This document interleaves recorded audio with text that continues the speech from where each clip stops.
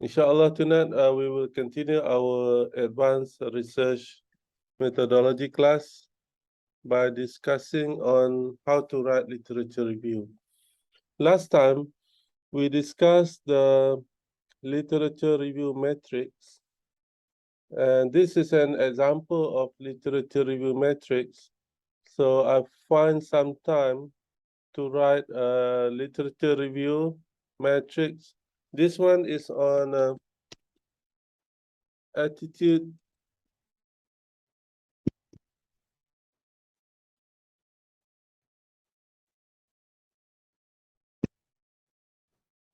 This literature matrix is on the theme of attitude. So last time we discussed every matrix template must, every theme must have its own literature review matrix template. So for example, if in our study we have five theme, 5 tema, katakan kita ada 5 tema, that means we should have 5 literature review matrix template. So this is an example of how we fill in the matrix template in the case of attitude. So I chose 4 articles that has been done related to attitude. So the first one is Yusuf Haji Othman, and then what we do is the first column we just copy paste the names of the authors, right, and the date. For example, Yusuf Haji Othman et al. 2020. And then in the second column, theoretical or conceptual framework, we can write down independent variables, IV. So in this case, in this paper, there are 3 IVs: attitude, religiosity, and moral obligation. And the DV is zakat compliance behavior. And the next column is RO, research objective, or RQ, research questions or hypothesis.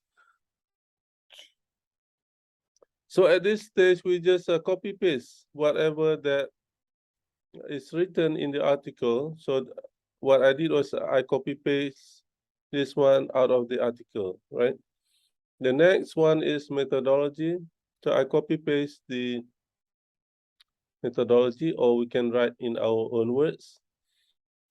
At this stage, it doesn't really matter. Of course, in the writing, we will have to write in our own words. I will show you how to do it, inshallah. And the next column is analysis and results. So this article says that the findings of this research indicate that attitude, moral obligation, and Islamic religiosity are significant determinants that influence the compliance behavior of employment income zakat. And this is the conclusion of the study. I did not find any implications for future research or implications for practice. All right. The next article that I chose was written by these authors in 2018. The IV attitude subjective norms, DV zakat compliance behavior. And the objective of the study is to study the effect of attitude and subjective norms towards zakat compliance behavior in Malaysia.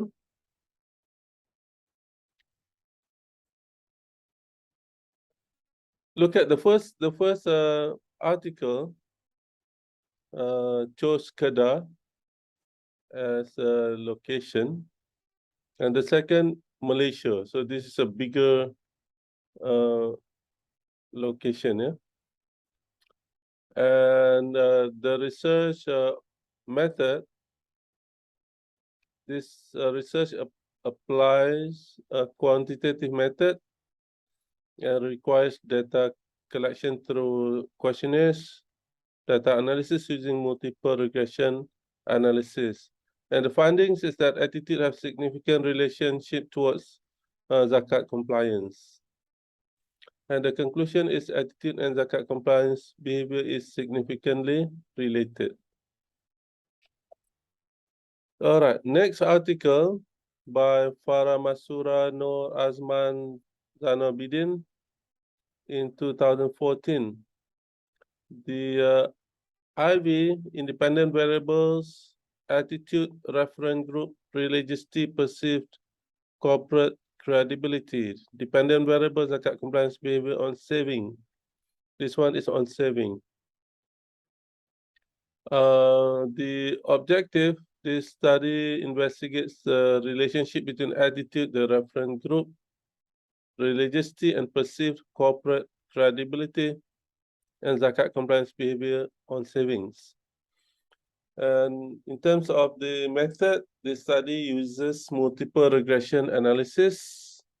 Simple random sampling was conducted to distribute the questionnaires. The respondent involved individual Muslim employees who are working as academic and non-academic in University Utara, Malaysia. And the last article that I chose was written by Raeda Sapingi, 2011.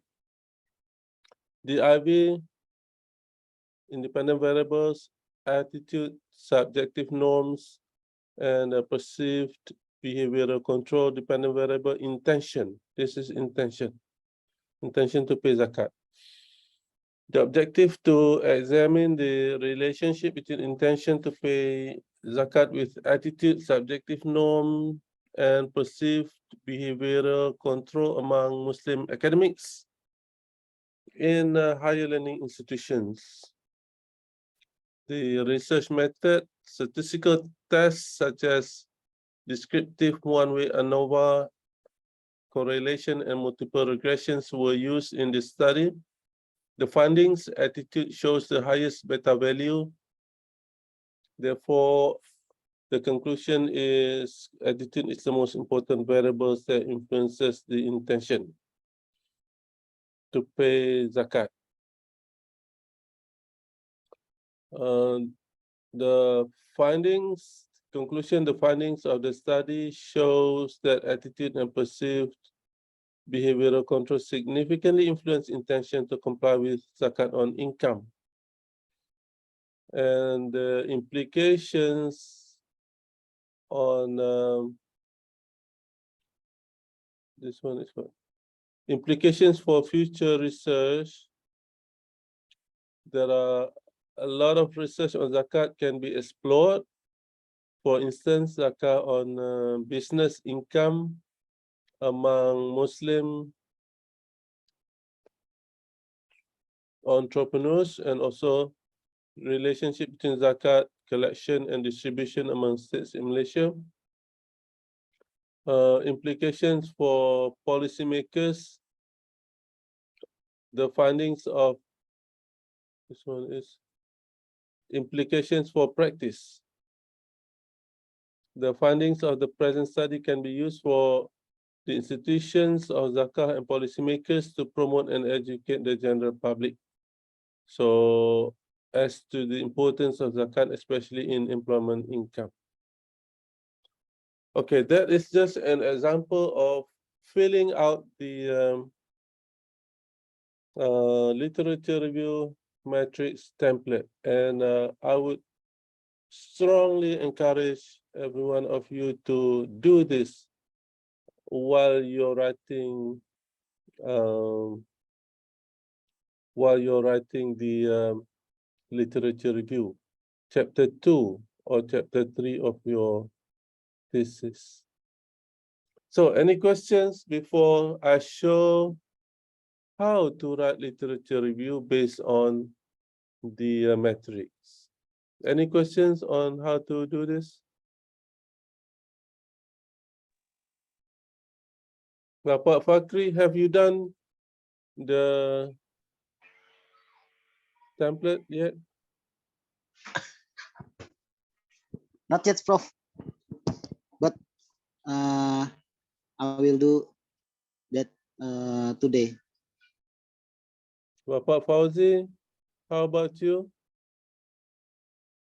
Inshallah tomorrow, Prof. Inshallah tomorrow.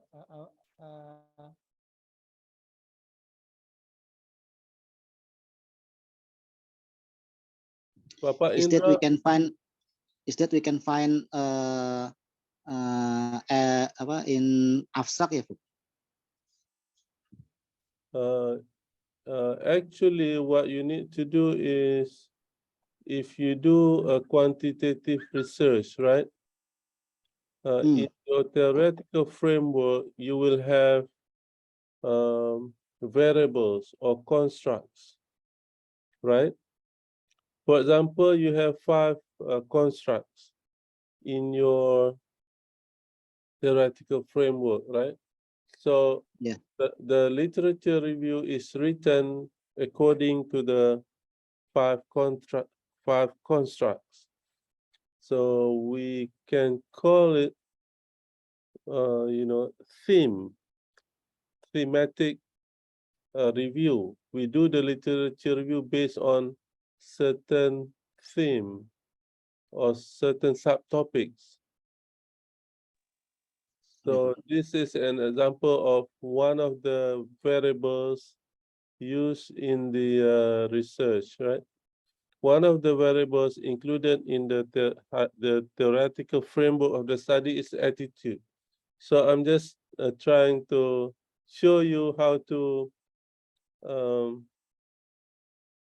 fill in the literature review. Of course, the first step is you need to find the literature, yeah? So you can go to Google Scholar, you can go to e-library. You need to find the articles and you need to download the articles that are necessary. Don't download every articles, yeah? The ones that are not necessary, you can delete or you can keep it as what you call backup. But the most important are the articles that are very much related to your study. So these are examples or samples of articles related to the study, where this study tries to examine the influence of attitude on the intention and the compliance behavior of income zakat in the state of Kedah. So that's the topic of this study, compliance behavior of income zakat in the state of Kedah. And among the variables are attitude, subjective norms, perceived behavioral control, religiosity, moral obligation, intention, and behavior. So there are many variables or constructs. And this is just an example of some of the relevant articles related to the attitude, right? So the question some students ask me is how many? So for one theme, how many? There's no magic number. You find ones that are relevant to you. There are no magic number actually. I cannot say. It depends on the topic. Some topics have voluminous literature and research. Yeah. Some topics, there are not many studies that have been done on that particular topic. But the key word is you need to review the, you need to do the comprehensive review of the literature related to the topic. So the most important thing is to choose literature or articles or books that are relevant in the topic that we are studying. I find that some of my students, they missed some of my articles. So I was saying to them, why don't you include my research or my articles in your literature review? Are you saying my articles are not relevant? So I asked them that question. So because the thing is, we need to find articles that are relevant to your, the topic that you want to do the research. Okay, so this is just an example. Usually for PhD, for one subtopic or theme, we can say at least 20 for each sub theme. For example, attitude. 5 is certainly not much, yeah.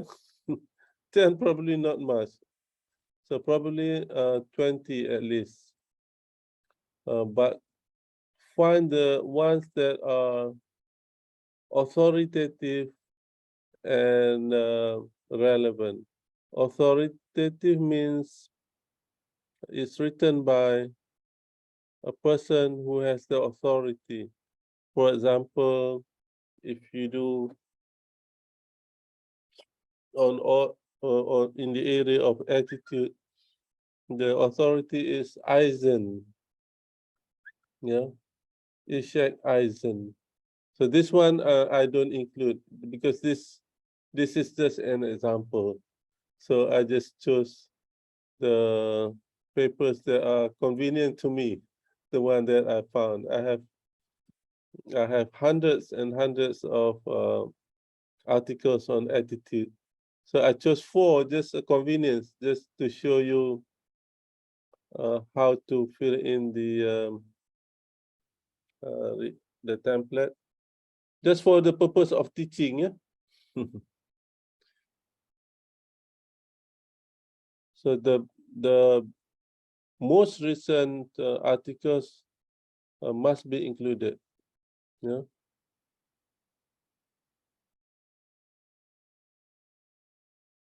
All right. Any other question? If you do not do it yet, maybe you don't have question. So what I found is there are some PhD theses that have been done where they don't write the literature review section according to what literature review is supposed to do. Literature review is supposed to review. That means you need to compare and contrast. You need to analyze previous research. You need to synthesize, yeah, and not just writing writing news. Yeah? For example, Yusuf Haji Osman did this and found this, and then Aida Zazima Abasha studied this and found this, and you continue, and so on, right? That's not literature review. That is a news writing. So literature review involves compare and contrast, involves the analysis and the synthesis on what have been done in the topic, on the topic, yeah. Okay. Bapak Indra, Bapak Dinding, any questions? Literature review is very important in your thesis.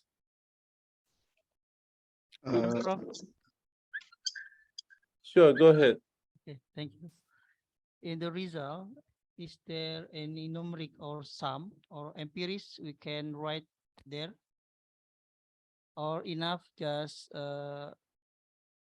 example, the significant or related or influence that we can write about the numeric or empirics. Thank you. Can someone explain again? I don't quite get Okay. what the question is. In the result, Prof, in the result, analysis and the result, is Yeah. there a significant?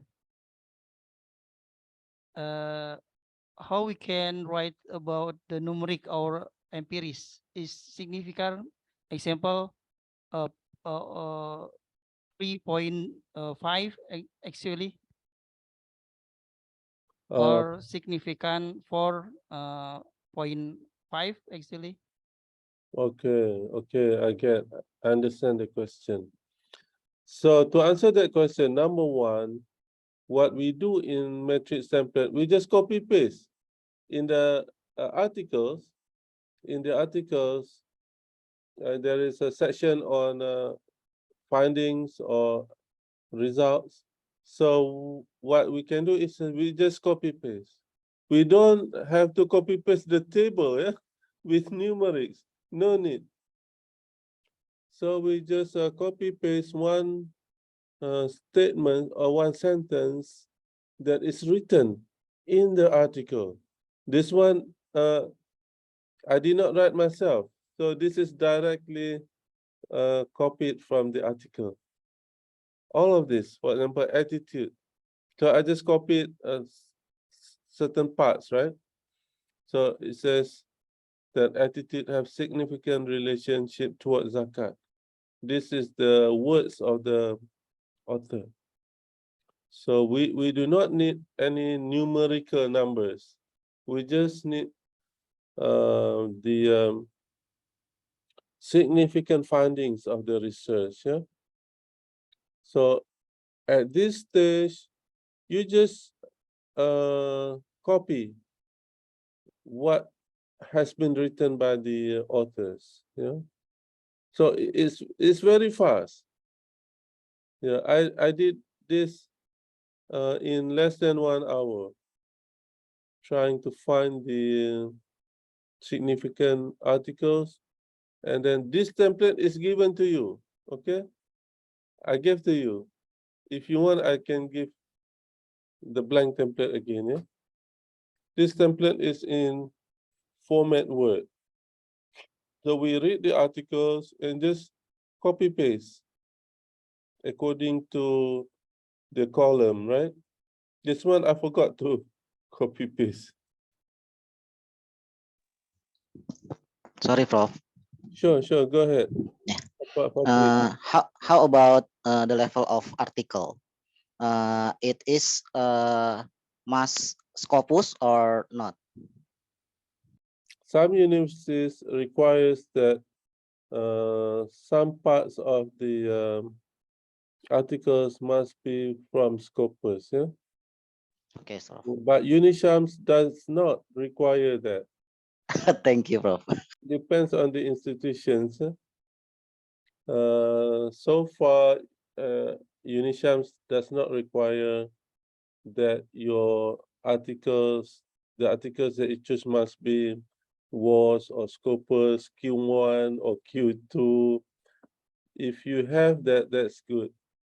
But the most important thing is to find articles that are relevant to your topic, right? And Okay. recent one. And authoritative means written by authors that are that have some authority. Yeah, this is just an example. Yeah, Yusuf Haji Osman is not an authority, yeah.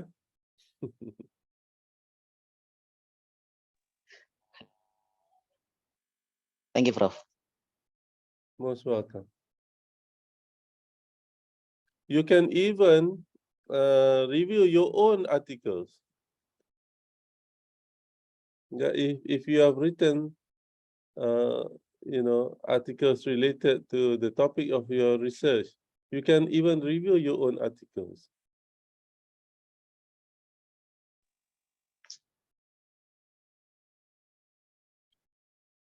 Yeah, any other question?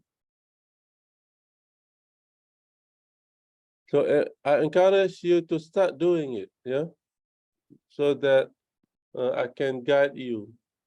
So if you make mistakes somewhere, I can guide you. So at this stage, we don't do much. We just copy and paste, yeah, from the articles that we read, yeah.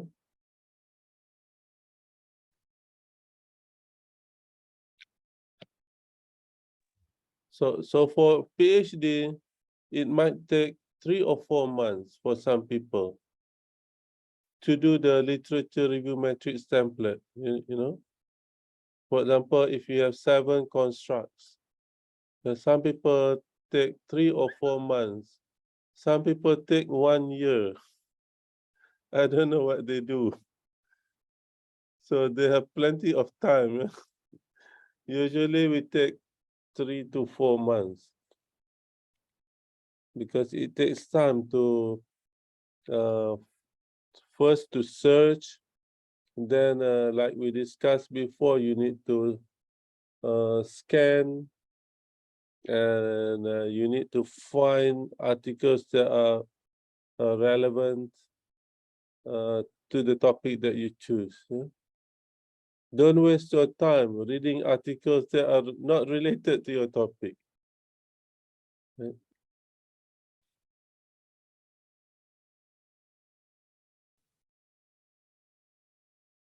Okay. Now we understand about how to write the template. Yeah. Now, Prof, sure. Go ahead. I have question. How about uh, article apa research or thesis? If the the thesis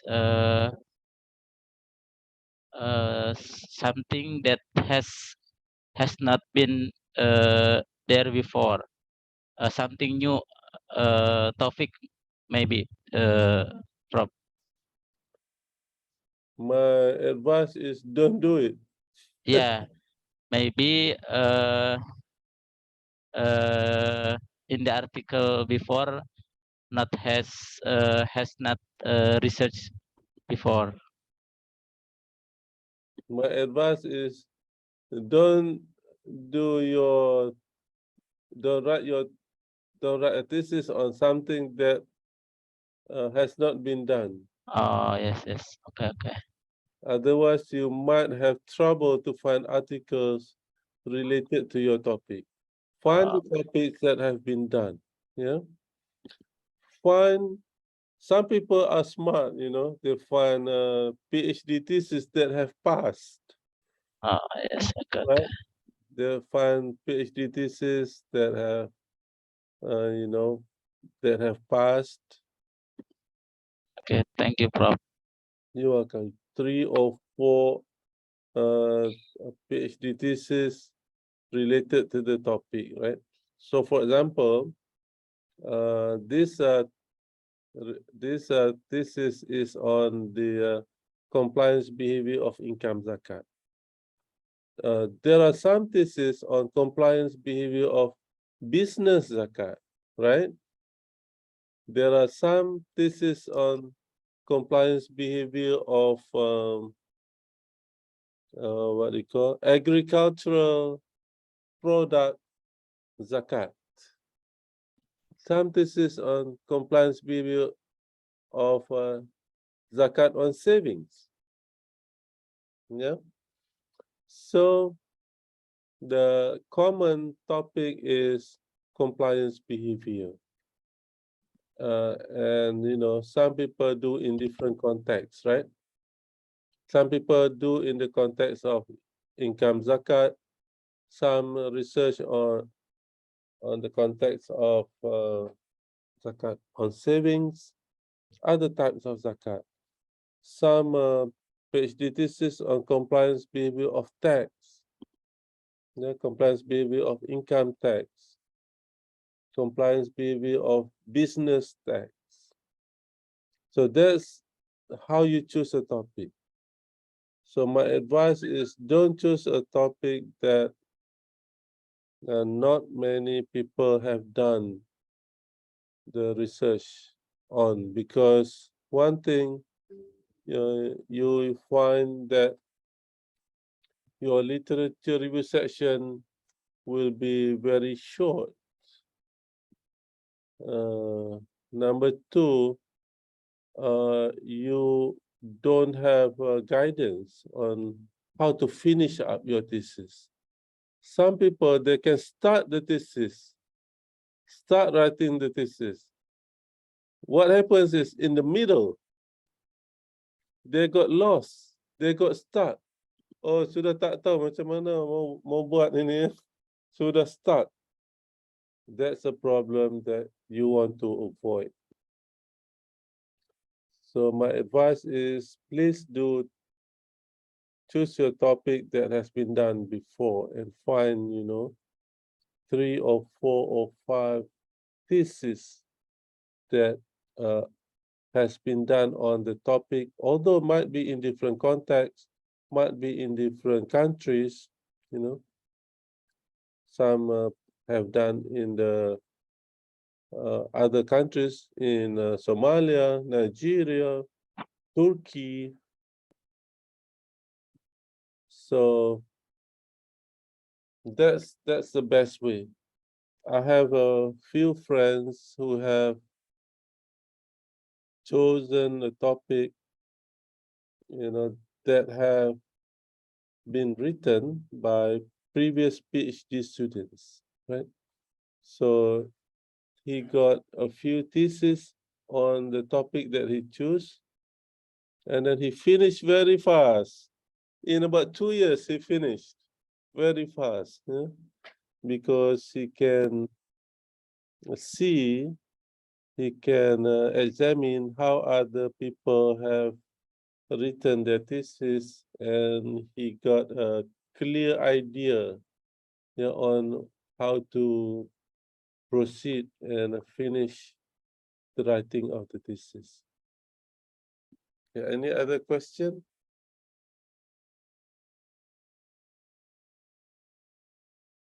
All right. Now from this template, I'm going to show you how to write the literature review. The first thing we want to do is we want to write according to the columns, right? So this is the first column. In this case, I have only 4 articles, but in reality, you will have, plenty more. Probably for one construct, you might have more than 20 articles. So, but because of the time constraint, I will choose only 4 articles, right? So the first thing is we want to write about the first column. The first column explains who are the authors and in what year they have written the articles.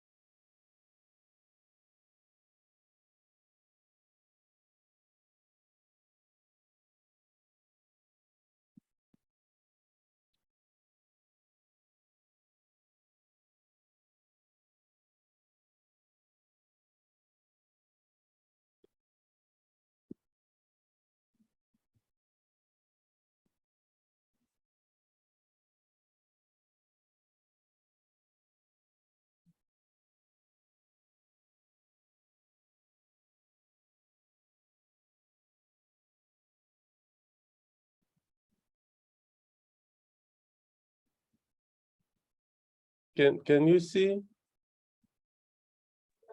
Yes. It says the influence of attitude on intention and compliance behavior. Can you see? Yes, I see. I see. Okay. So the first one, we want to write about the first column, remember? So this is how I write. You can choose other ways. So we can write, for example, there is voluminous literature on attitude construct and the effects of attitude on the intention to perform certain behavior and the compliance behavior. That is a general statement. Ada banyak kajian yang telah dilakukan berkaitan dengan sikap dan hubungannya dengan niat dan hubungannya dengan gelagat kepatuhan. Previous researchers have carried out studies on attitude in various contexts, such as medicine, tax, Islamic banking, wakaf, and zakat, right? So, studies on attitude in the environment of zakat include Haji Othman Yusuf, Abasha et al., 2018, Azman and Bidin, 2015, and Sapingi et al., 2011. So that is the statement. So this paragraph actually trying to compare and contrast the different authors, right? So this one related to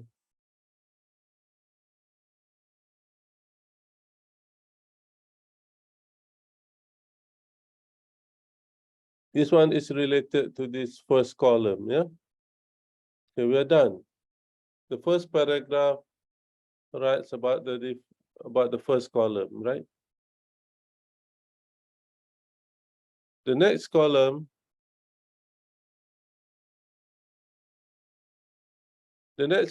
you want to write about research objective or research questions and research object and or hypothesis, yeah?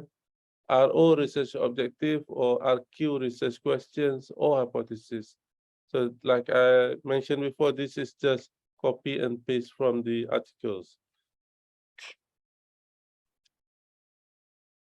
But in the writing, we cannot copy and paste, yeah? In the writing, we have to write in our own words.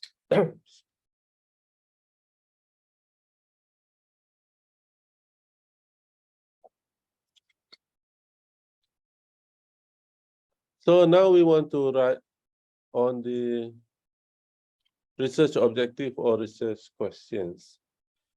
So as you can see, these are articles that I selected only explain about research objectives, yeah? So I just copied paste the research objectives. Next, how do we write?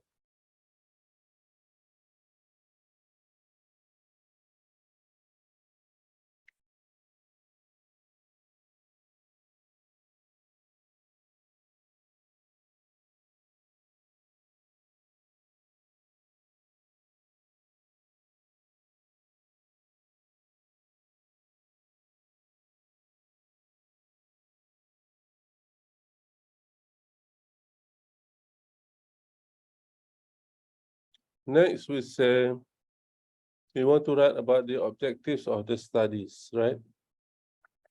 So we say Haji Othman et al. 2020, Abasha et al. 2018, and Azman and Bidin 2015 studied the influence of attitude among other factors on compliance behavior of zakat. Okay. Meanwhile, Sapingi et al. 2011 examined the influence of attitude on the intention.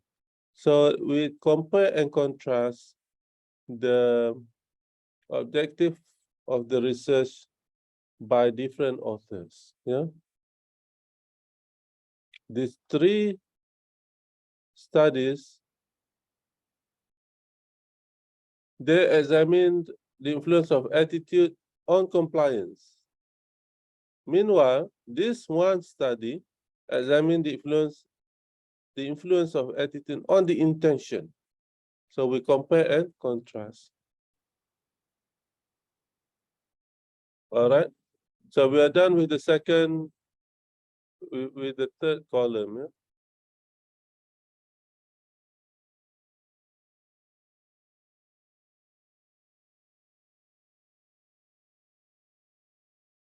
We are done with this column. Habis.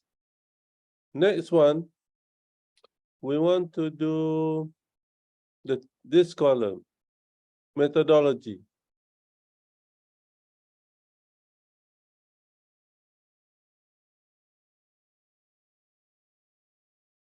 This column, methodology, right?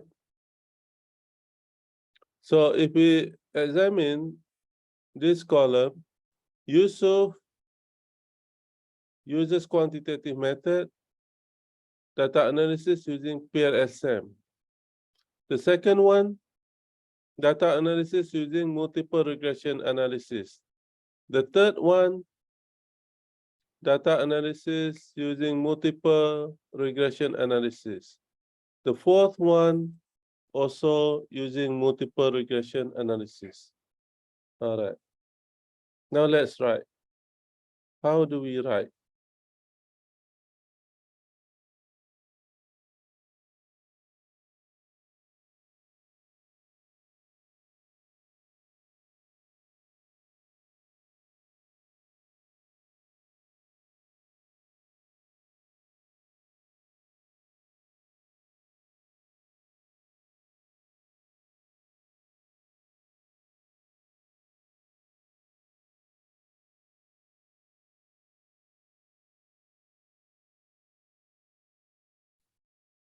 Okay, so this paragraph.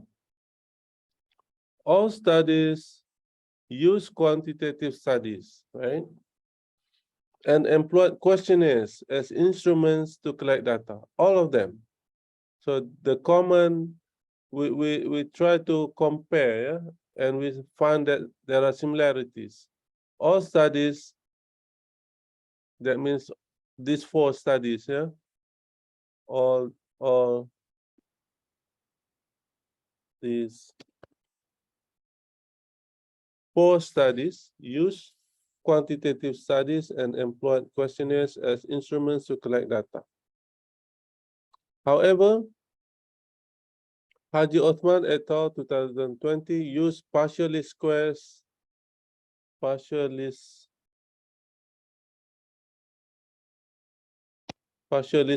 structural equation modeling, or PLSM, to analyze data.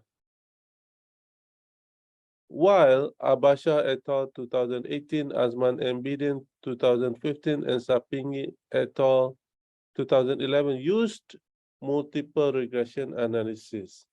So we compare and contrast the different style of research methodology used by previous researchers. Okay.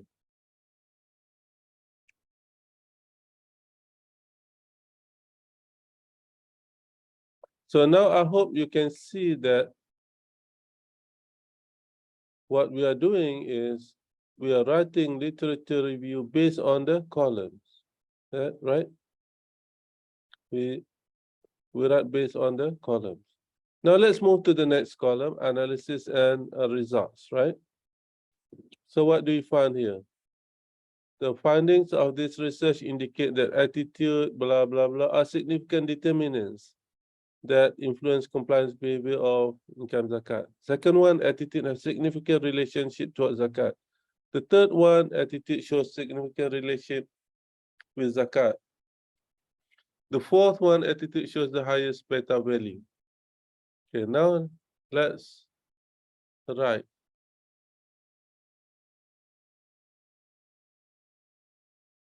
So how do we write?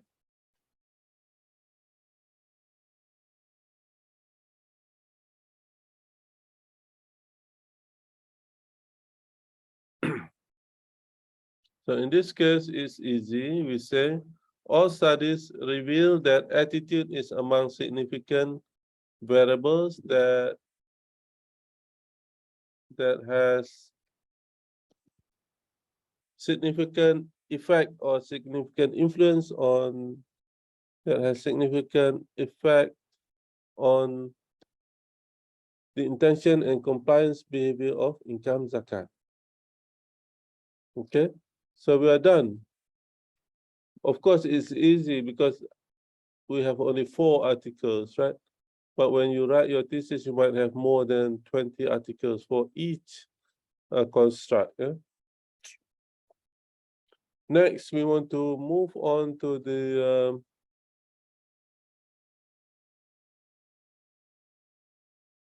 the next column.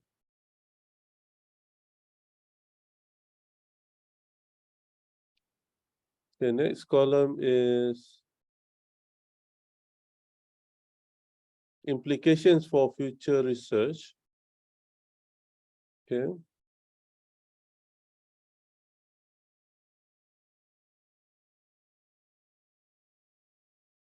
Implications for future research. This one, I forgot to copy and paste, yeah. But I remember,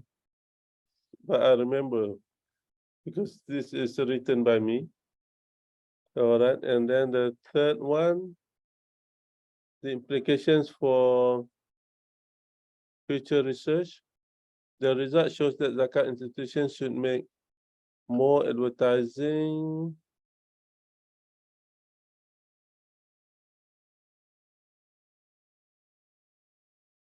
There are a lot of research on zakat can be explored. For instance, zakat on business income among Muslim entrepreneurs, and also relationship between zakat collection and distribution among states in Malaysia. So this is the recommendation or implications for future research. Okay, let's write.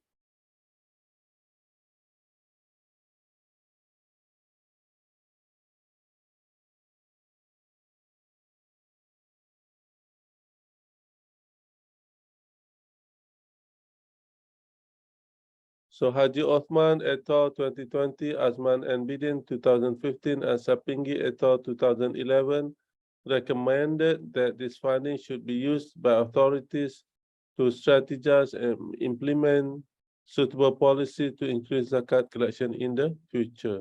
This is the implications for practice.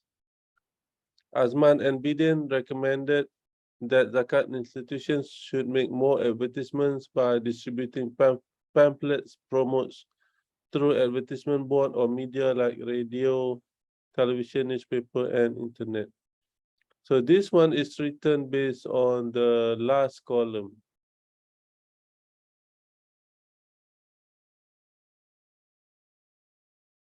The last column is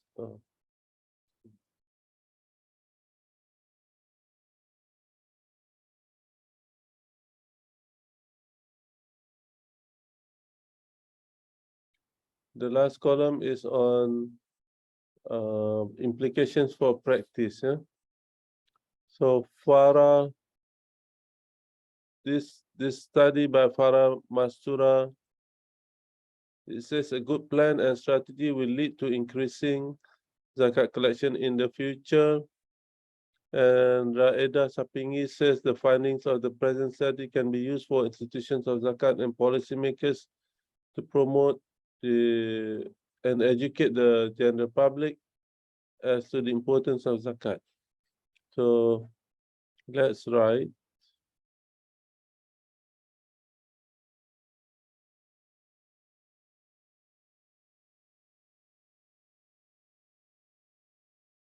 So it says Haji Othman et al., Asman Ambiden and Sapingi recommended that this funding should be used by authorities to strategize and implement suitable policy to increase zakat collection in the future.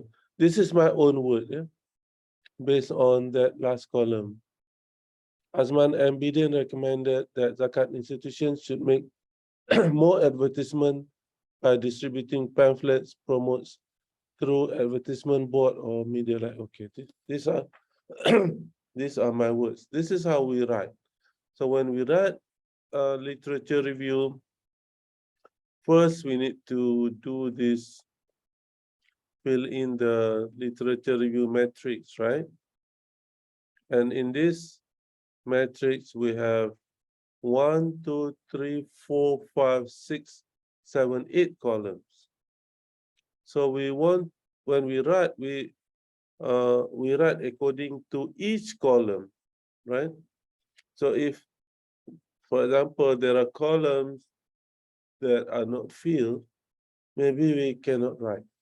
So it depends on us. Some of the articles, they don't include any of the implications.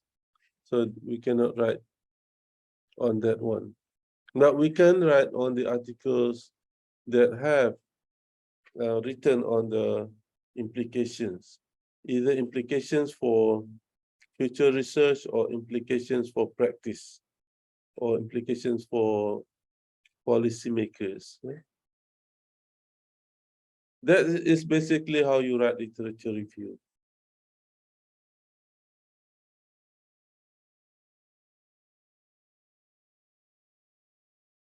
Yeah, Dr. Saiful, how are you? Ya, Prof. Alhamdulillah khair.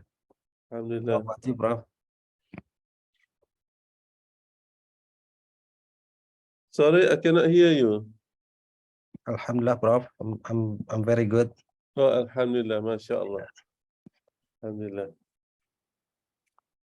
So tonight we discuss on how to write a literature review, section by section, topic by topic, or I call thematic, yeah, by theme, by tema, yeah. So this one, the first theme is attitude here. The next one you want to write on your next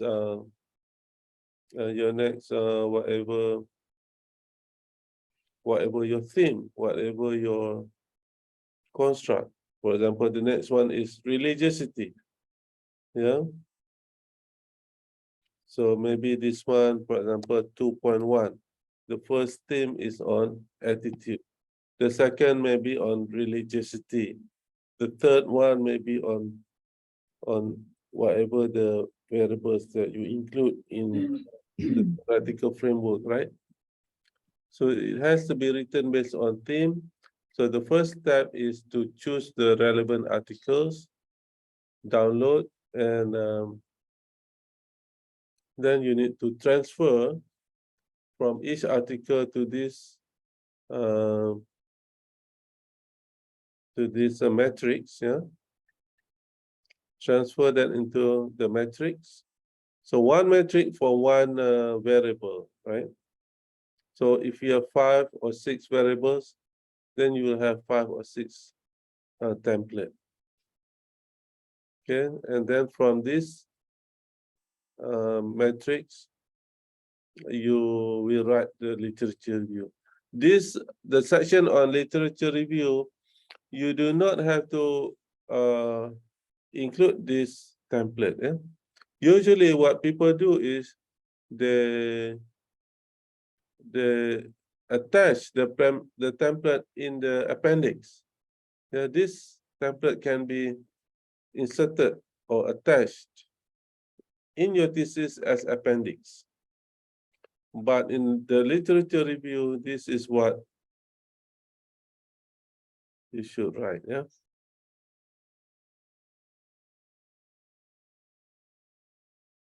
This is how it looks like. Strangely enough, I've seen some, yeah. I have a question, Prof. Sure, go ahead. Yeah, is there any specific number to be mandated in writing a thesis in Unisum?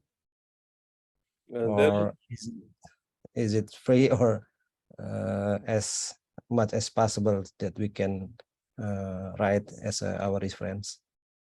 Yeah. At Unisams, we don't specifically say any magic number. So there is no magic number. You try to review the literature as comprehensively as possible. Mm. Number one, choose the articles that are written by authority. Yeah, the famous people. For example, in the topic of compliance behavior, the famous people are, for example, Eisen, Haiti, and those people that they have written. And also, you might want to consider choosing the ones that are recent. Yeah. So please include the ones that are recent. So the most important thing is the literature review should be as comprehensively as possible. Include the ones that are written by authority, include the ones that are relevant. That means do not review articles that are not relevant to your topic. Yeah. And then choose the ones that are recent also. I've seen, for example, I've seen master's thesis, yeah, on compliance behavior. And that guy has not included even one article that's written by me. He doesn't know that I write a lot on compliance behavior. Poor guy. So I asked him, why you don't include my articles? Do you think that my articles are not relevant? Aren't you supposed to include the articles that are relevant? So the guy was just quiet. So make sure you include articles that are relevant. Yeah.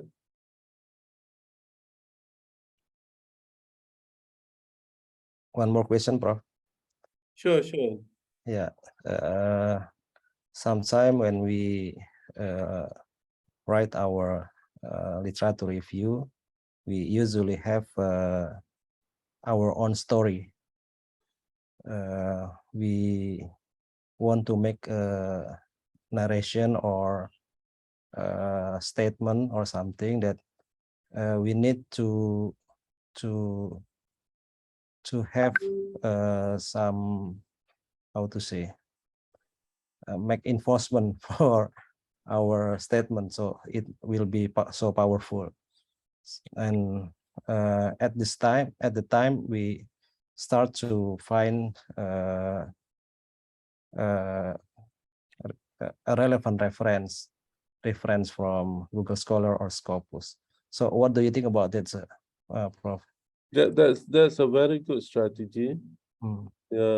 You want to make a strong statement, yeah, and then you want to back up or support your statement with the relevant literature review, with the relevant literature. That's a very good.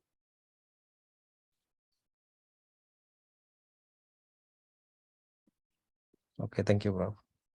Most welcome. So what we are trying to discuss today is the basic, the basic way of writing literature review. Because I want to teach you how to write literature review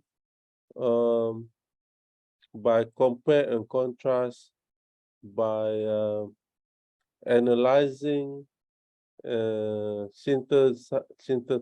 synthesizing, not just writing news. Yeah?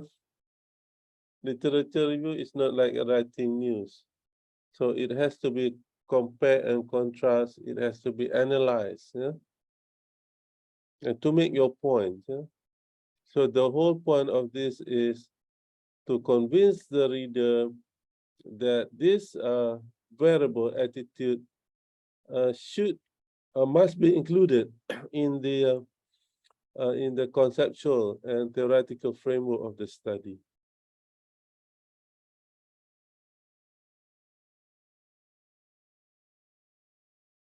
Okay, next I will show you on how to write your thesis, especially literature review using Mendeley. Okay, before we do that, is there any other question?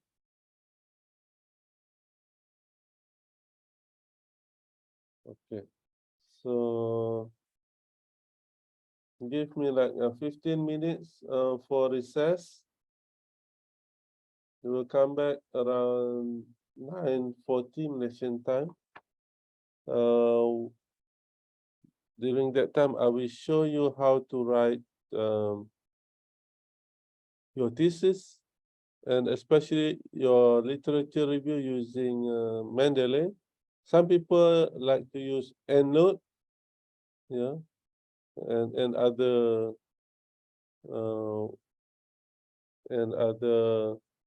software. But my favorite is to write using Mendeley. So inshallah, we will continue and I will try to show you how to write using Mendeley. Inshallah, I'll see you in about, we'll meet again in about 15 minutes, yeah? Assalamualaikum warahmatullah. Waalaikumsalam.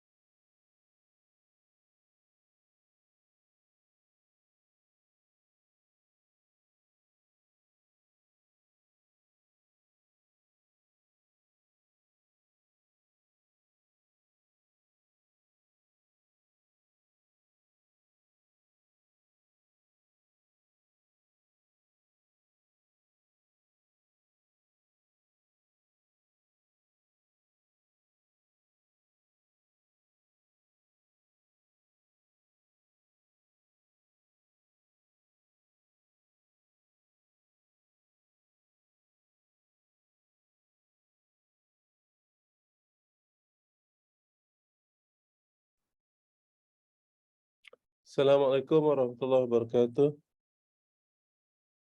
So let's continue. Let's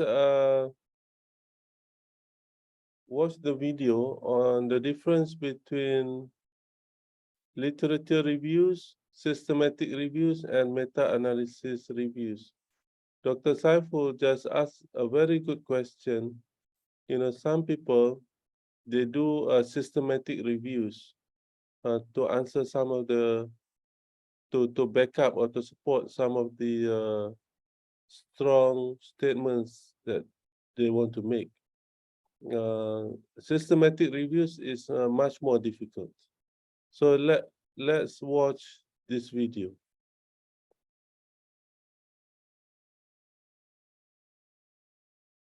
Hello, my name is Evan Ortlieb, and welcome to another edition of Education for Today. We're going to be looking at the differences and the nuances associated with literature reviews. Can you see the video and can you hear the sound? Systematic reviews and Yes, Prof, very meta-analysis. clear. Let's go ahead and Boleh get dengar? started. Can you Yeah, hear? Prof. Boleh? Okay. First, let's try to define what is a literature review. We know that oftentimes in undergrad or graduate school, or even in our profession, we're oftentimes asked to do a literature review, see what's out there.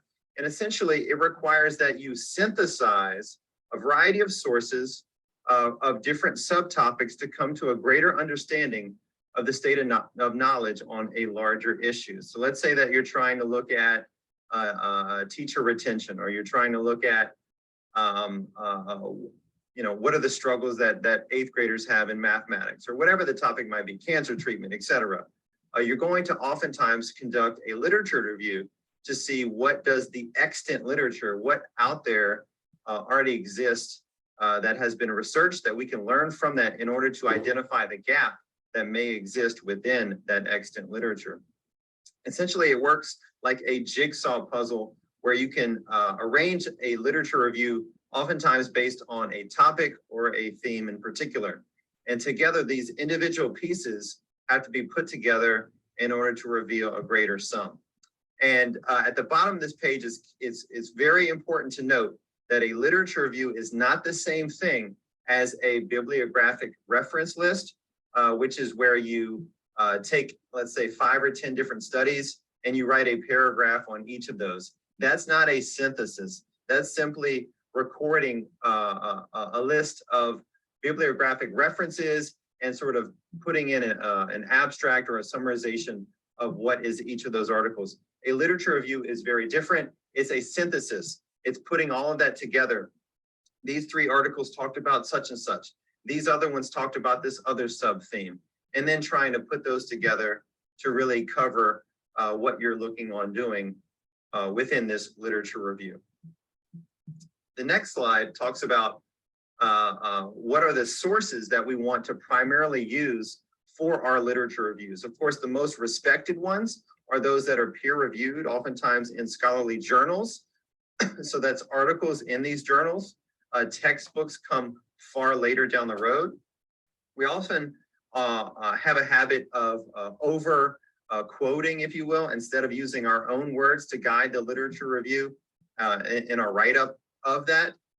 We oftentimes overly rely upon other people's words. So think about the synthesis oftentimes has paraphrases rather than direct quotes.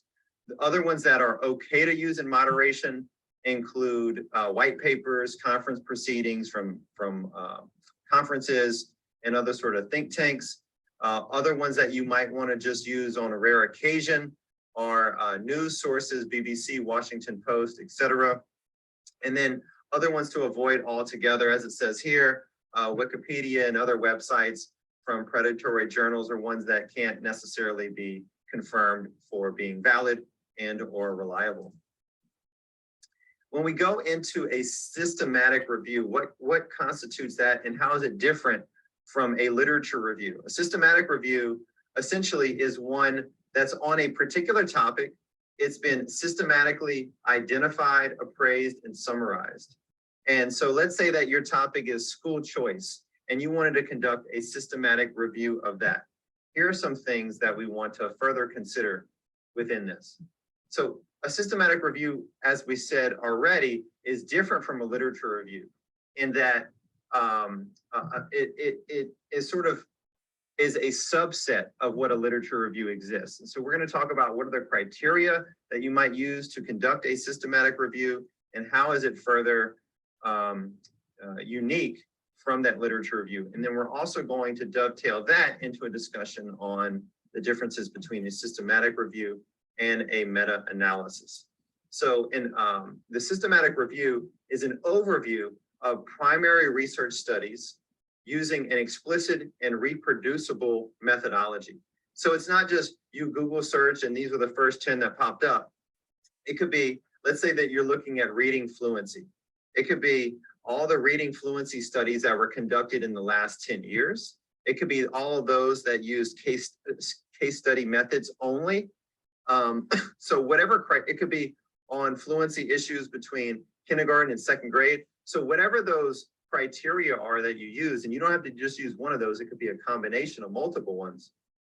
That's the methodology for your systematic review of the extant literature. And so this is a rigorous method summarizing what research already exists, and it will oftentimes show what we know and what we don't yet know on that topic. And as it says in red on the bottom, literature reviews don't always use that criteria as a lens for including studies within a literature review, but in a systematic review, we definitely do. Most important part about the stock market is you cannot buy a stock just.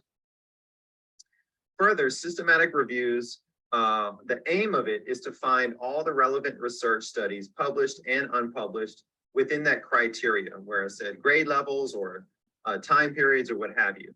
And you're trying to assess the overall, you assess each study to the overall criteria, as I mentioned before, date range, methods used, etc., synthesizing those findings in an unbiased way and presenting a balanced, impartial summary of all of that together, including the flaws and limitations of each of those studies.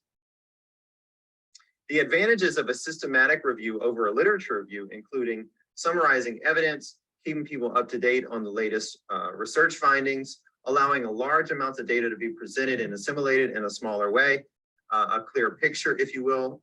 And in a sense, in doing all of that, you're reducing the bias that is included within this systematic review, as opposed to just a smorgasbord array of studies included within a literature review.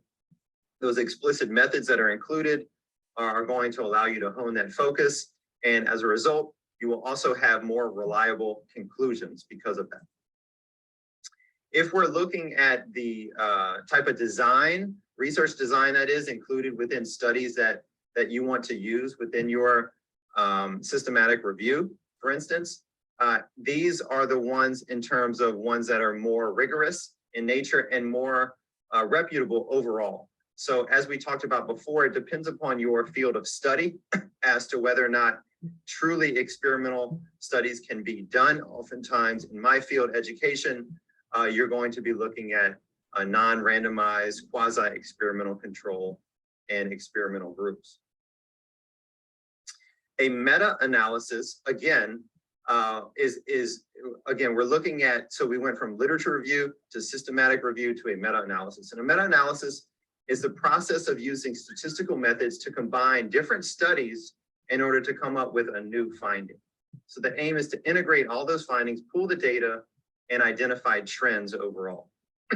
So some of the benefits of that, which is more of an advanced approach than I would say the other two were somewhat more fundamental or foundational in nature. You're going to aggregate that information to lead to a higher statistical power in order to derive greater credibility with your overall study.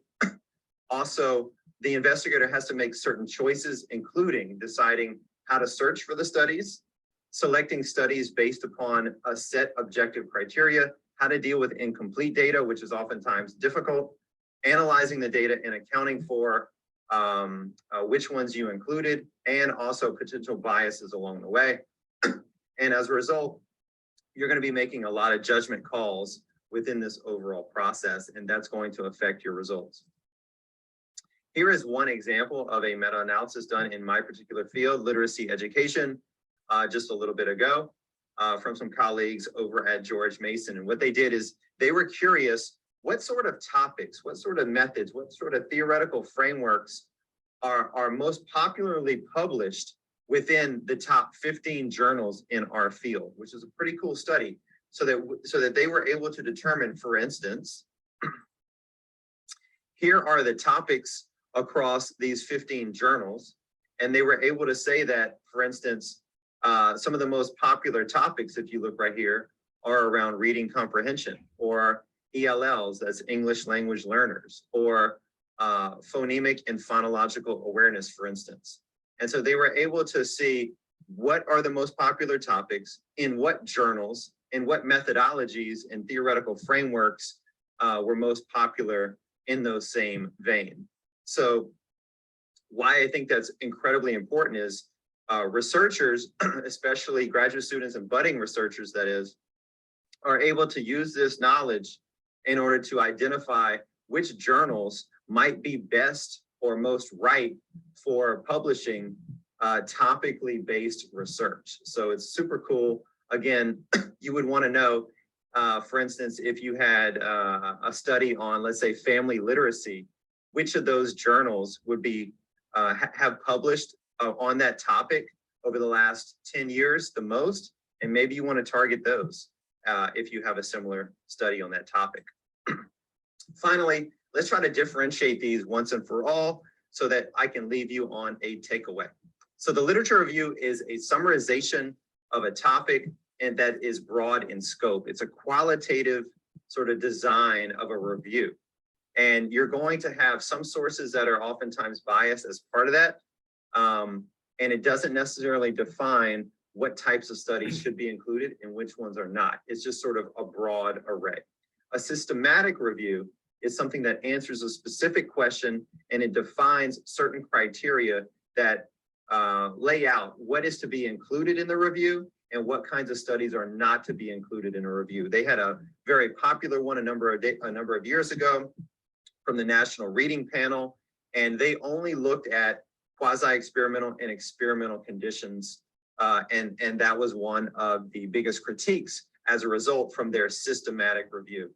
And finally, the meta-analysis, and this looks at studies within a systematic review, and it goes further in order to try to combine those results to get a statistically significant result.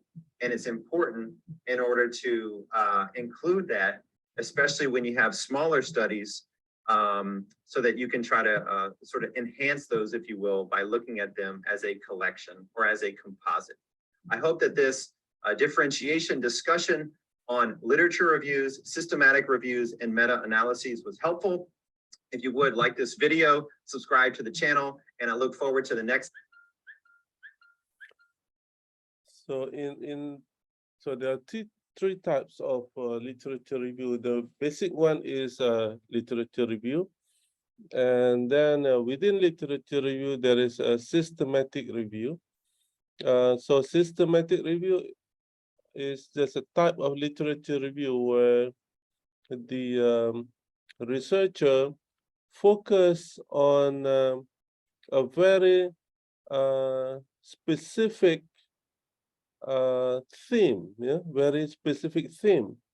For example, on very specific method that have been used. Usually, systematic review is done in fields of medicine, in field of, in this case, in the field of education. So in Islamic finance, so far we don't need to use systematic review. So fortunately, because systematic review is much more rigorous, much more complicated. And meta-analysis is something else. It involves the quantitative analysis to prove that these literatures are significantly are statistically significant. Yeah. So I have a friend who did a PhD at one university, and the supervisor asked him to do the meta-analysis. And then what happened was he quit the university and he transferred to other university because he spent like 2 or 3 years and he couldn't accomplish, yeah, or couldn't satisfy what the supervisor wants. So here we don't require you to do systematic review and meta-analysis. It's just that we at least we know a little bit. Yeah. Any question on this one? So I would recommend you to do just a literature review. Yeah. So at least because literature review, in literature review, we do not define what type of studies we want to include, as long as the studies have some relation with our topic. Yeah. All right. Any question on this one? Dr. Saiful, hopefully this video help answer a part of your question before. Yeah, Prof. Thank you. It's it's a little bit. It's very satisfying answering my question. Okay. So in certain fields, the supervisor requires the students to do systematic review, yeah? Especially in the field of medicine, in the field of pharmacy, and other related fields. In the science, yeah? In the science field, education also. Okay.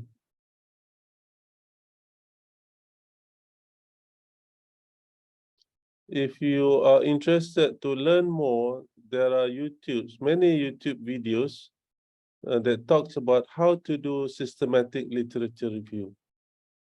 And if you ask me, do we have to do systematic literature review? The answer is no. If I ask you to do systematic literature review, I'm afraid you will change university. You find other university. So no, just joking. So anyway, we just doing the literature review because that is enough, yeah, sufficient for us. But at least we do it the proper way using the metrics. From the metrics, we can write literature review. Yeah, after you transfer the information from literature review to metrics, actually you don't need the articles anymore. You write the literature review based on the metrics. Imagine if you have 40, imagine you have 20 articles. If you want to review by just reading the articles, it's very difficult. But if you transfer the information of 20 articles into one metric, it's much easier for you to see everything without ever having to go back to read the articles. So I'm just showing you the easy way to do to write the literature review. Bapak Indra, Prof, I have a question, masih masih okay? Atau sudah pusing-pusing? Belum pusing-pusing lagi? So my suggestion is to do the template. If you do, inshallah, try to do it. Prof, I have a question, Prof. Sure. Go ahead, Dr. Saiful. Yeah, we already distinguished the difference between literature review and systematic review. but specifically in Islamic finance research, sometimes we have to write or explain about one specific theme in we have in Quran or Hadith. Okay. So I think for this condition we have to make not systematic review, literature review, but it should be not literature review, but it should be systematic review, right? Yes, I agree. I agree. Yeah. So If there is a purpose, yes. yeah. So how can we how to say to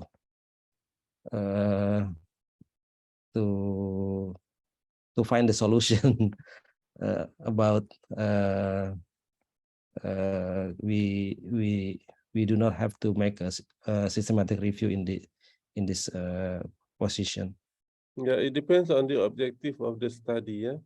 For example, when I did research on the algorimin, algorimun,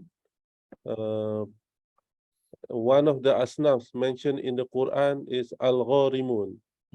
Algorimun refers to people who are in debt, who are berhutang, in debt, and have trouble to pay back their debt. So there are many questions regarding who should be included in the asnaf, in the category of algorimun. So some of the scholars have argued that people who are struck by certain disasters like flood or fire, for example, their houses are burnt by fire, or some flood, banjir atau kebakaran, right? Are they included in the algorimun? So suppose one of the objectives is to answer whether those people struck by disaster are are included in the category of algorimun.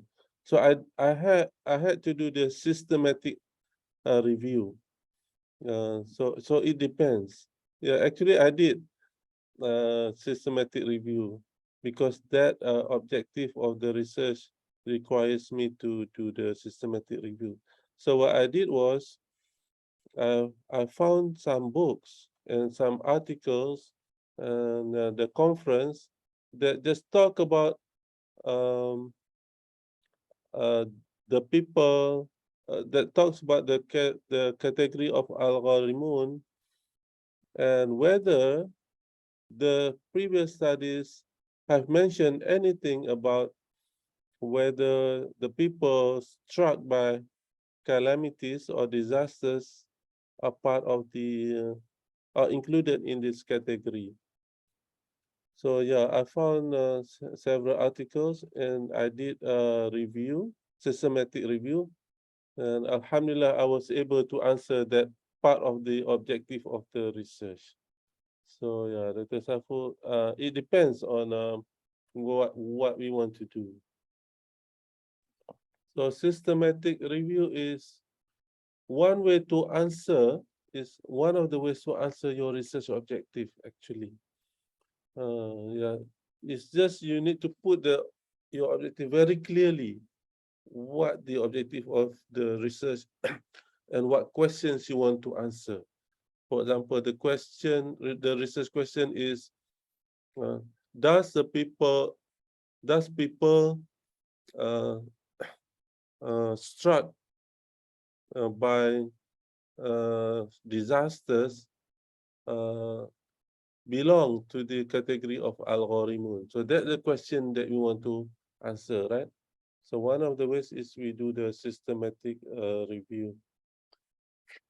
I found several articles by Sheikh Yusuf Al-Qaradawi and books also, Fiqh Zakat, by Sheikh Yusuf Al-Qaradawi and some other scholars.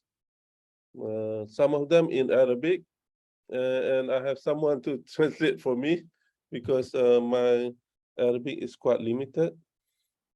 I understand Arabic, but I don't understand 100%. So I used to learn Arabic for 7 years, yeah. But because I haven't used it for more than 20 years.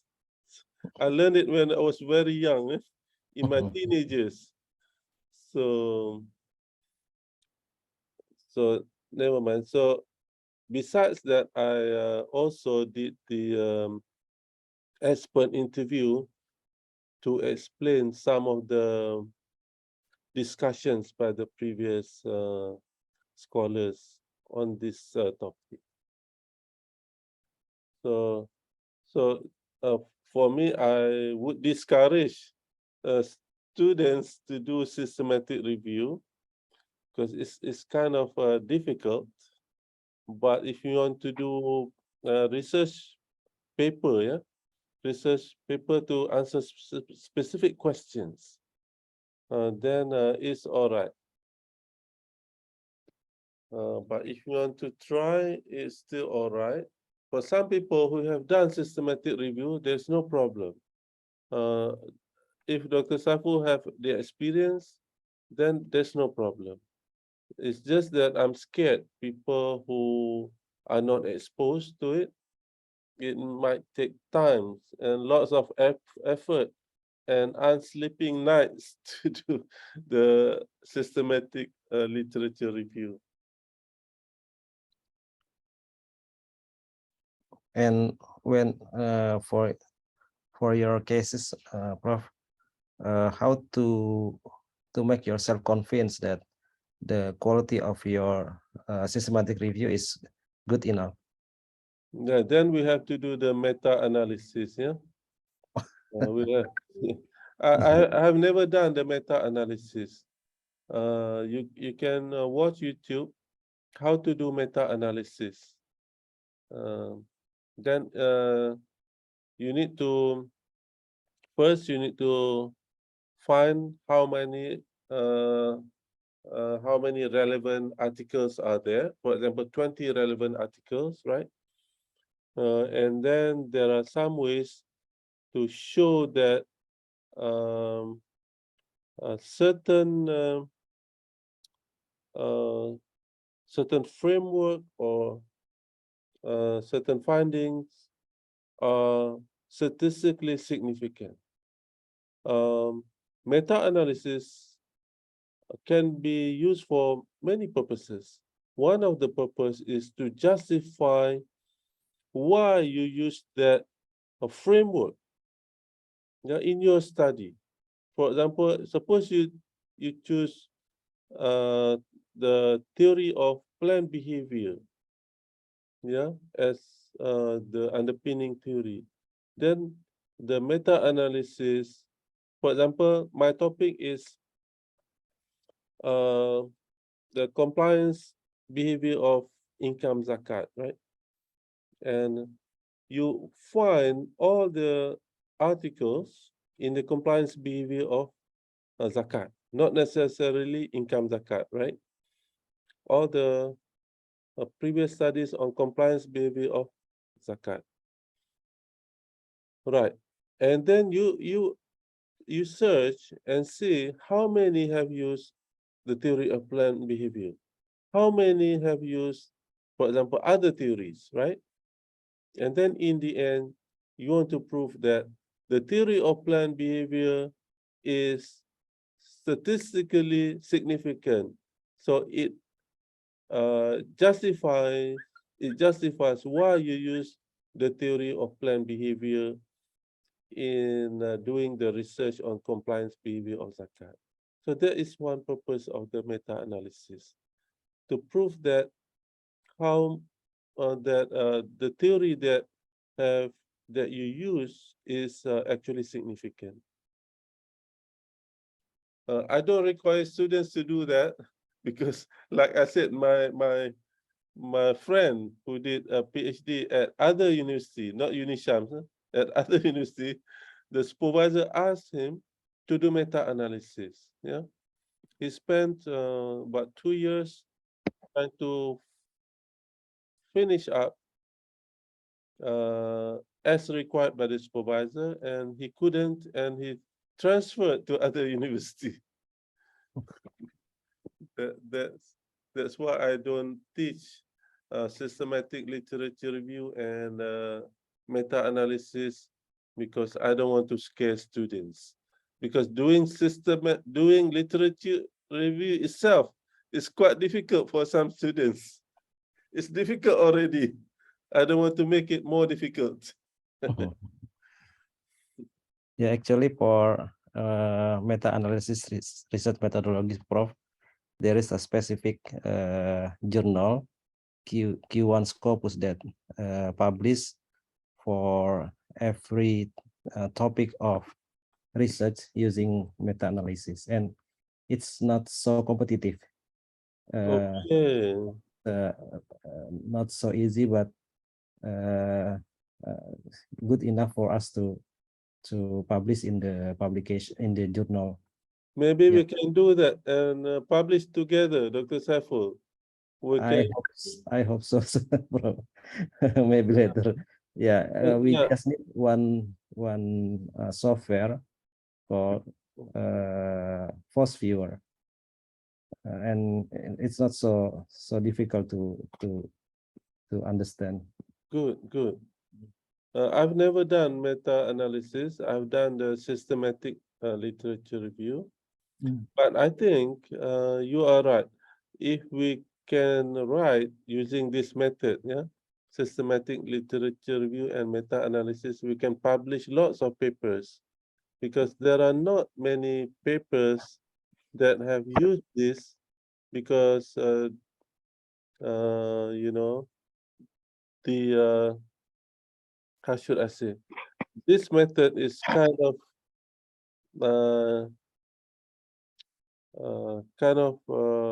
special, in a sense that many people are not familiar with this topic. Yeah. So if we do something that is not done by many people, then our chance of getting it published is quite high. Yeah? So maybe you can teach me how to do meta-analysis. I have never done, but I would like to learn, and I think I can learn. Inshallah, Prof. Inshallah. We can publish lots of papers together, inshallah. Amin.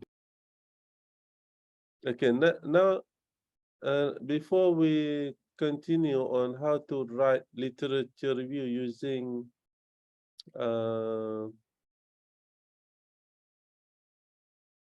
Mendeley, can I ask if anybody familiar with Mendeley?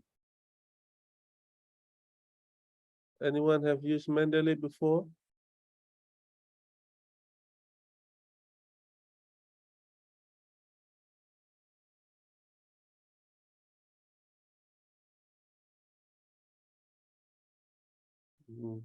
Okay. What do you see now? I'm sharing. The influence of attitude on intention and compliance behavior. Yeah, let me.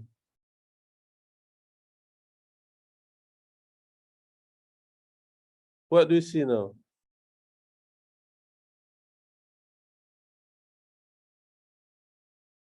You can see, right? Still Yes. the same, Prof. Okay.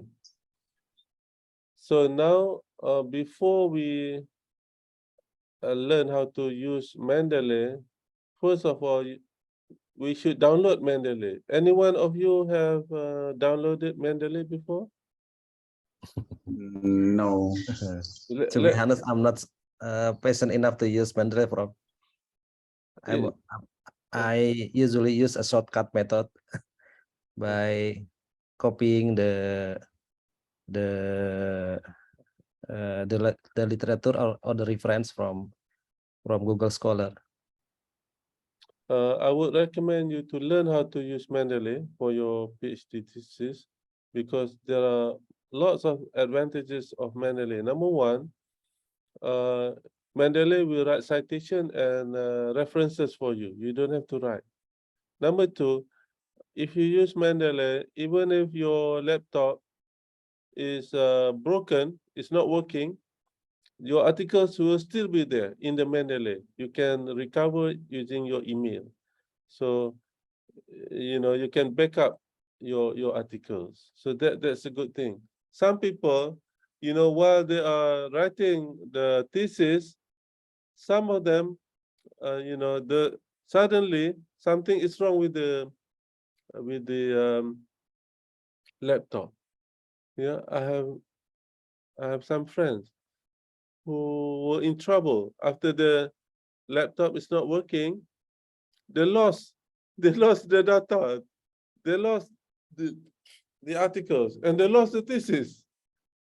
No, well, yeah, the billah.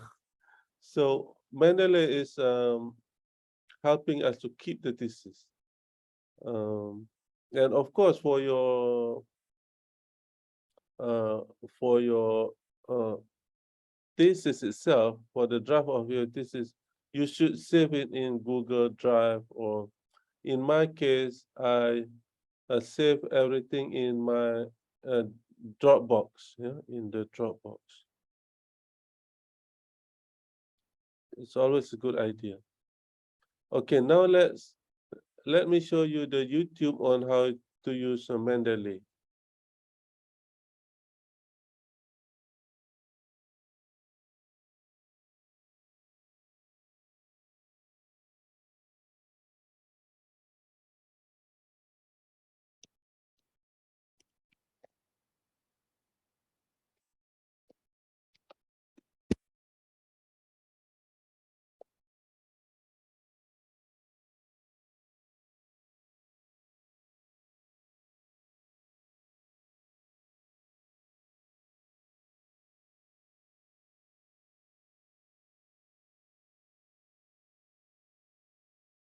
As the Mendeley web importer and the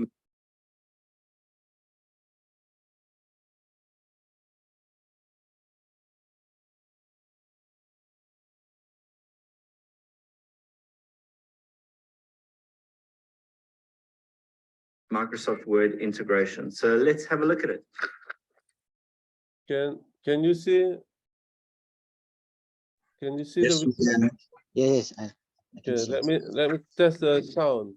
Right, so the first thing you're going to have to do is download the Mendeley Can you hear the sound? software. Yes, we can hear. And on Mendeley's website. That's Okay. ME.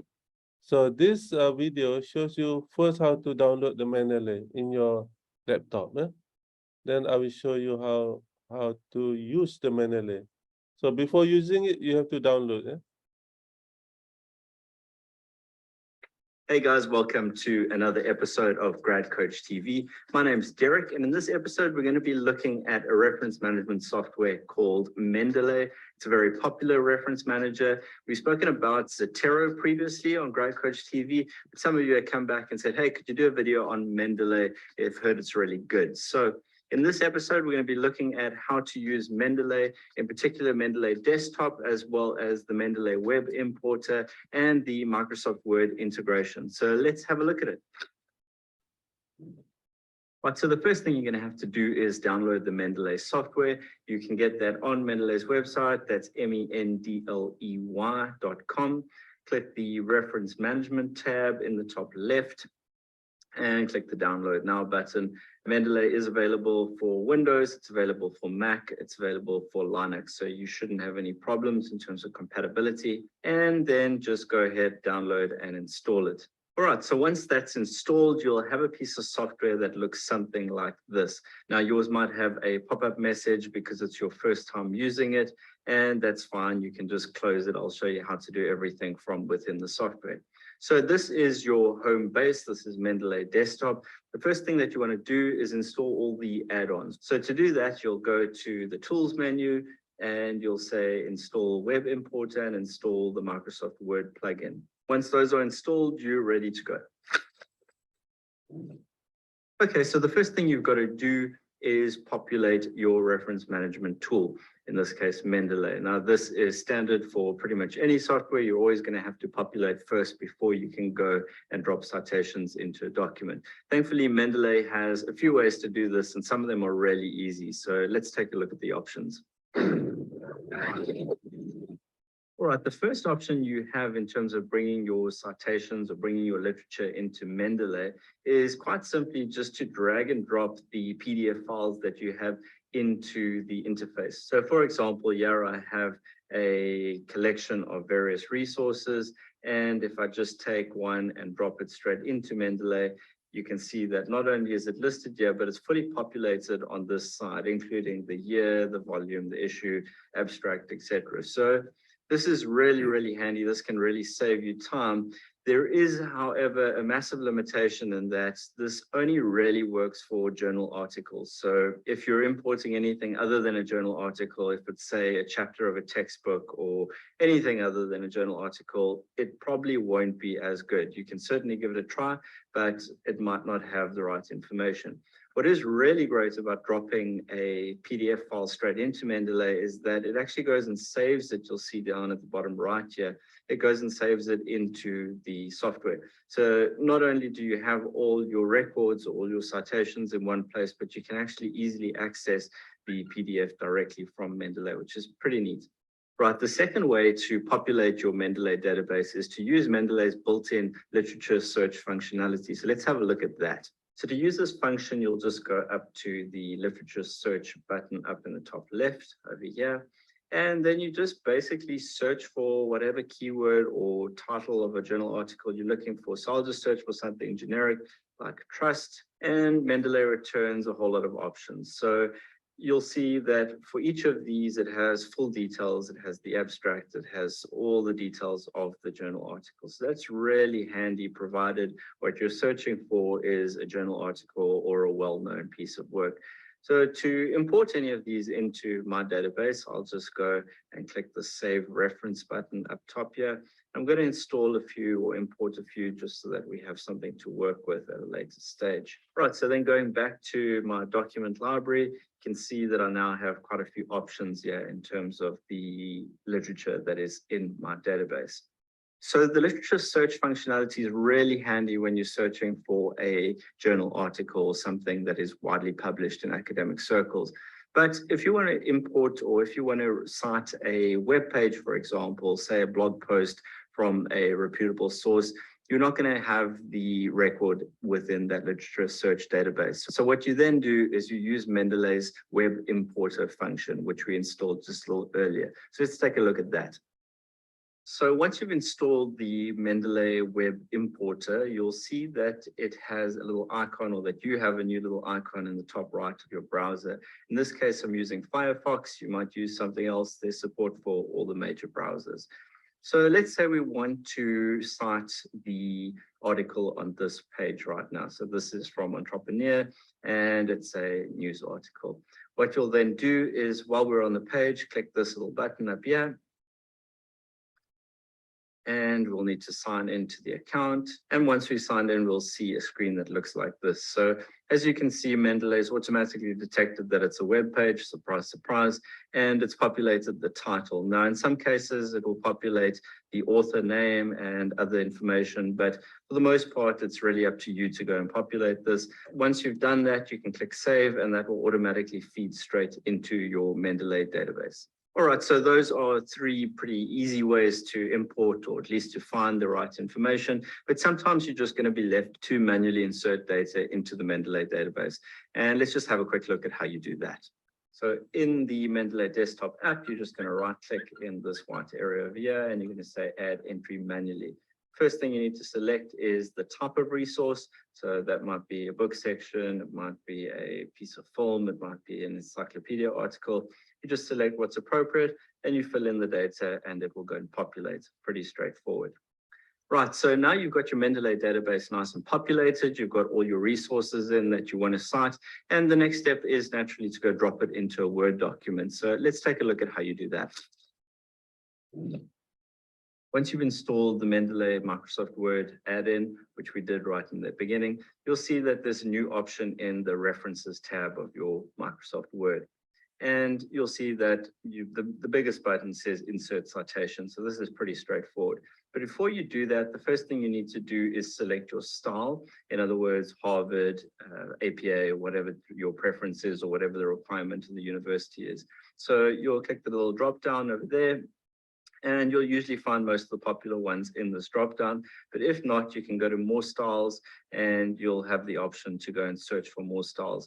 There are a lot of variants on the Harvard style, for example, and you'll find them if you just search using the keyword Harvard. You'll see all the options over here. All right, so you've selected the style that you need. For this example, let's just choose also the Harvard, and you're going to naturally have two requirements. One is to insert citations and the other is to build a reference list. So to insert citations, it's pretty straightforward. You would just write your text as you normally would. And then when it comes time to insert the citation, you just literally click that button up there, search for the relevant citation, and in it goes. So let's just do this a few times so that there's something of a list to work with. And let's insert one over there. And let's just do one more. Okay, so there we have three options, or rather three references, citations that have been put into a document. And it's now time to build a reference list. But before we do that, let's just look at how one goes about changing the formatting if you need to. So in this instance, we've gone and we've used a standard citation format where it is first our statement and then just a citation to the author. If you want to give the author a more authoritative voice in your writing, what you can do is quite simply just change the style by manually intervening. And the moment you do this, Mendeley will ask you if you actually want to edit, and you'll say, yes, you do. So in this case, we're just changing it to Glaser et al., and we are parenthesizing the year and then onward. So those are just two different styles of citation, or two different ways of writing. And thankfully, Mendeley allows you to just edit in line and will still save the reference, no problem. So the last thing you want to do, obviously, is build your reference list. And it couldn't be easier. You just write your title out. This would usually be on a new page. And you click Insert Bibliography. And there you have it. Mendeley has gone and built your entire bibliography, all up to date, as per the data that you have in the Mendeley database. So that's Mendeley reference management software. We've looked at the desktop version, we've looked at the web importer, and of course the Microsoft Word integration. Overall, fantastic piece of software. There's a reason it's so popular. If you haven't chosen a reference management software yet, this is a great option. If you're using Zotero, as I previously recommended, and you had a look at this video and said, well, this looks better, Mendeley does have an import option, so you can just import or relocate all of your data from Zotero through to Mendeley. It's up to you. Both pieces of software are great. So I really hope that you enjoyed this video. If you have any questions or any comments or suggestions, please leave them in the comments section or get in touch with us. Our email is hello@grad.coach. This is Derek from Grad Coach signing out. Okay. Any question on that one? Ada soalan boleh tanya, saya boleh cuba jawab, insyaAllah.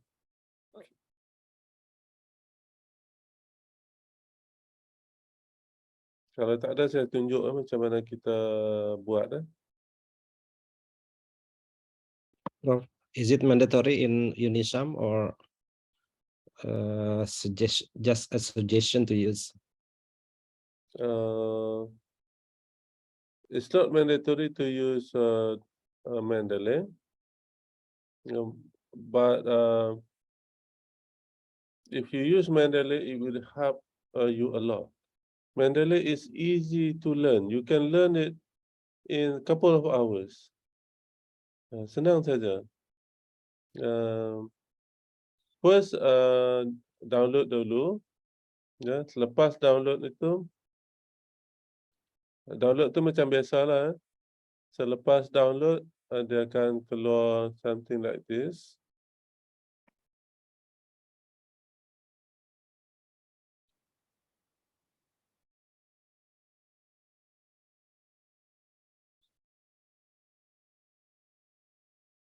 Can you see now? Can you see Mendeley?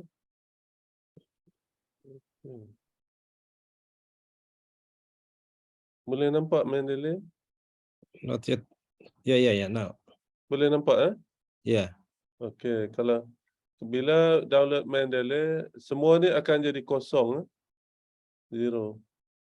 Kemudian di sebelah atas ini ada banyak folder. The way I do it is I create folders according to specific theme. This one is a research on Ar-Rahnu, this one on attitude, and then on a cash walk-off, and then on confidence, equity, financial situation, Islamic financial planning.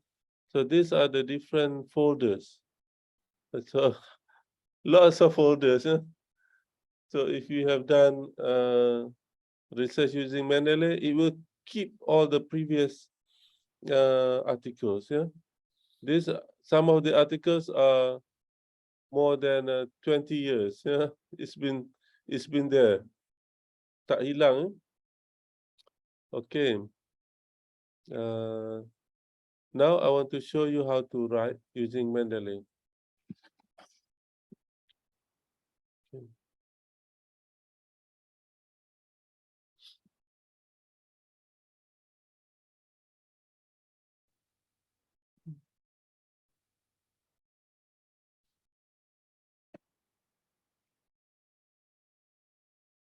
Boleh nampak the influence of attitude on intention and compliance behavior, right?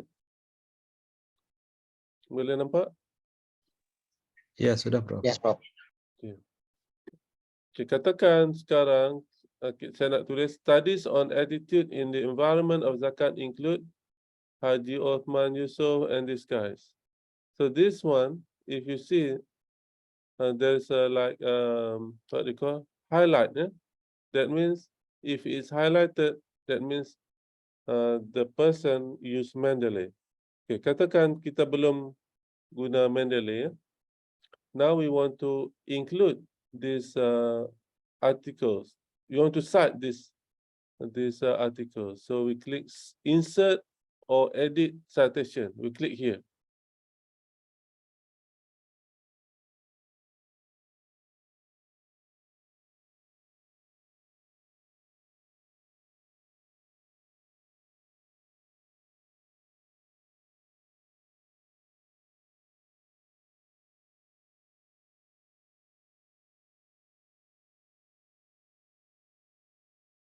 Now it comes like this.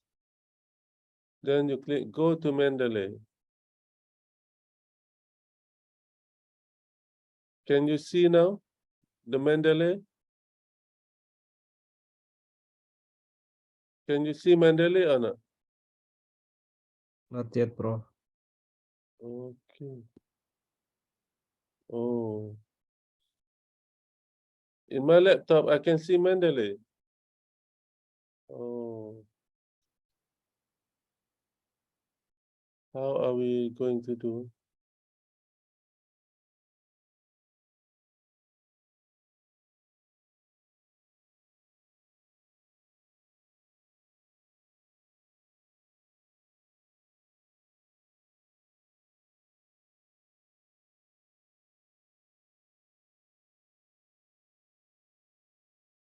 Can you see now?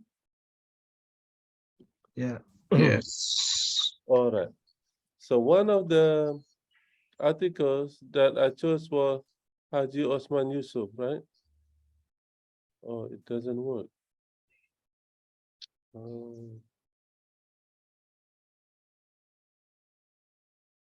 the problem with Zoom is it doesn't follow me. So when I share this one, okay, what you do is, now can you see the word 2.1, the influence of attitude or intention? Can you see? No. No, Prof. You cannot see. No. No, Prof.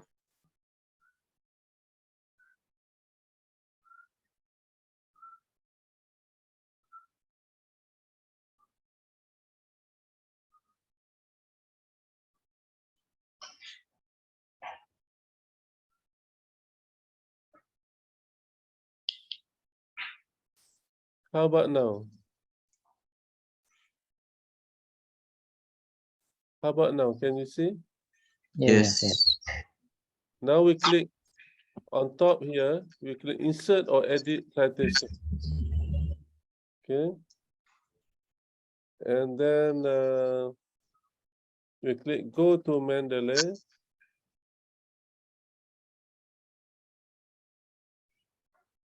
So we can click go to Mendeley.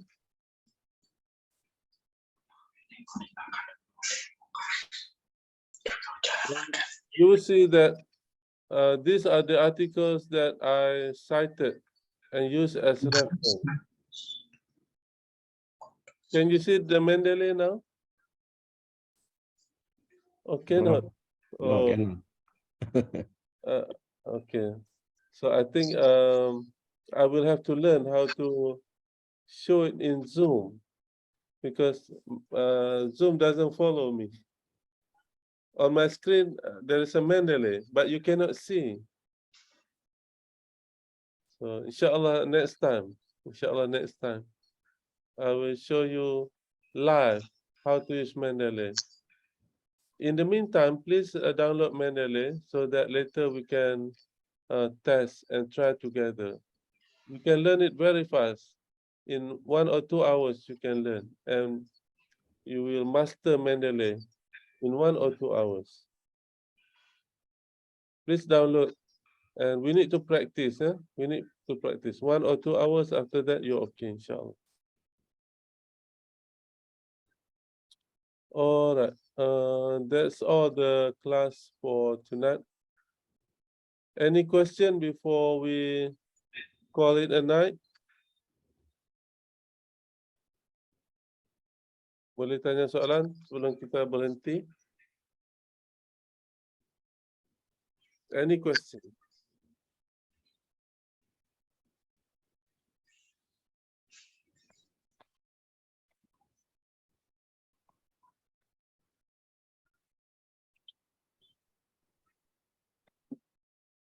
Bapak Fauzi, Bapak Indra,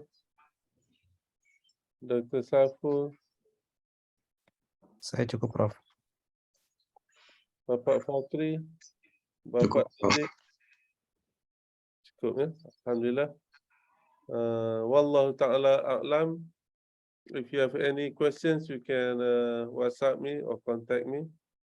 Okay, that's it. That's all the class for tonight. Assalamualaikum warahmatullahi wabarakatuh. Waalaikumsalam. Waalaikumsalam warahmatullahi wabarakatuh. Salam Maulidur Rasul. Terima kasih, Prof. Salam.